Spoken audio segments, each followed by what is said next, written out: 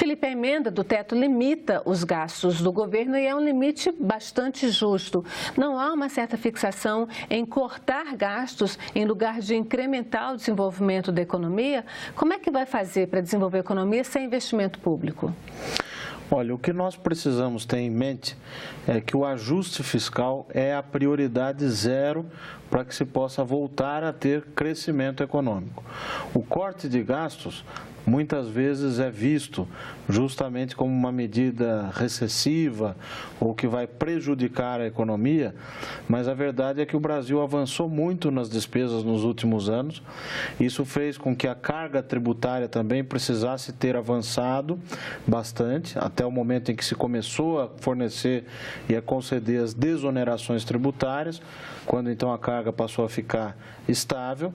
Mas a verdade é que hoje, com toda essa recessão que o país viveu, um crescimento ainda muito lento e gradual, agora agravado pela crise dos combustíveis vivida no mês de maio, as receitas do governo demoram para recuperar. Então, nós temos hoje um desajuste, um desequilíbrio fiscal da ordem de 1,5% a 2% do PIB no âmbito do resultado chamado primário, sem contar os juros.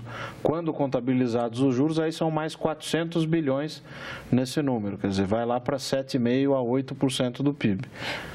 Mas se você coloca, então, a desoneração, há economistas que dizem que o governo deixa de arrecadar por desoneração, por incentivo, é muito maior do que esse desajuste. Não seria o caso, então, de rever essas desonerações? Um ponto interessante a discutir é que o Brasil, historicamente, vem fazendo o ajuste fiscal, nos momentos em que fez, pelo lado da receita. No pré-Constituição de 88, lá pelos idos de 1987, nós tínhamos uma carga tributária ao redor de 20% do PIB.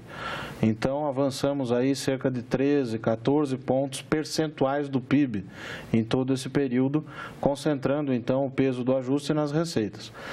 Nesse momento, de fato, a crise é tão grave, o desajuste fiscal é tão grande, que muito provavelmente o próximo governo vai precisar combinar uma série de medidas, uma série de ações, incluindo o lado das receitas, mas também o lado das despesas, para que se possa voltar a ter um horizonte de reestabilização da dívida pública em relação ao PIB.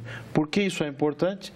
Porque só assim nós vamos conseguir voltar a ter condições de continuar financiando as políticas públicas de saúde, segurança, educação, etc. Um ponto muito batido no seminário foi a questão da necessidade das reformas.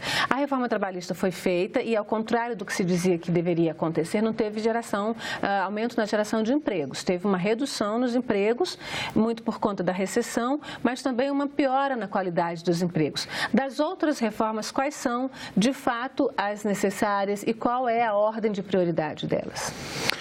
Olha, há desafios muito complexos e muito grandes pela frente. O Brasil precisa enfrentar a reforma tributária, nós estamos falando aqui do campo econômico, e a reforma da Previdência. Essas são as duas principais reformas. A verdade é que os gastos cresceram muito acima da capacidade de geração de riquezas pelo país e de receitas. Então agora é o momento de ajustar as contas, é o momento de dividir o preço dessa fatura entre os diversos setores da sociedade. O ideal é que aqueles setores que mais dependem do Estado, as classes mais pobres, paguem a menor parte dessa fatura e o andar de cima, como se diz, pague a maior parte da fatura.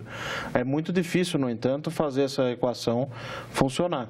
Quer dizer, nós temos que começar cortando os penduricalhos, combatendo o extrateto, né? Extrateto remuneratório, estou me referindo. Enfim, isso no serviço público, judiciário, público, legislativo e executivo. Sim, sobretudo o judiciário, né? Que tem onde acontece. Acontece também nos outros poderes, mas o judiciário é um exemplo. Agora, há muita coisa por ser feita, né? O tema também do lado tributário, a reforma tributária, é também algo que precisamos atacar, porque é preciso aumentar a chamada progressividade. Aqueles que ganham mais pagarem proporcionalmente mais. E não é fácil fazer isso. Por exemplo, a proposta de voltar a tributar dividendos, coisas do tipo, são propostas que estão na mesa, mas têm que ser discutidas com profundidade. Qual é para você, se o próximo governo só puder fazer uma reforma, qual é para você é mais importante, a tributária ou a reforma da Previdência? Isso é muito difícil porque eu sempre gosto de dizer que não existe bala de prata, não tem uma solução salvadora. Porém, se tiver que escolher logo no primeiro ano, a primeira reforma a endereçar, certamente é a reforma da Previdência, porque os gastos previdenciários vêm crescendo muito rapidamente, a população, algo que é positivo, idosa, vem crescendo, né, rapidamente, o Brasil está envelhecendo, sinal que nós estamos conseguindo oferecer o mínimo de políticas de saúde, as pessoas estão conseguindo viver mais, há muito por melhorar, etc. Mas, enfim, é preciso avançar na questão previdenciária. Felipe, muito obrigada pela sua presença aqui no Senado Notícias. Eu que agradeço.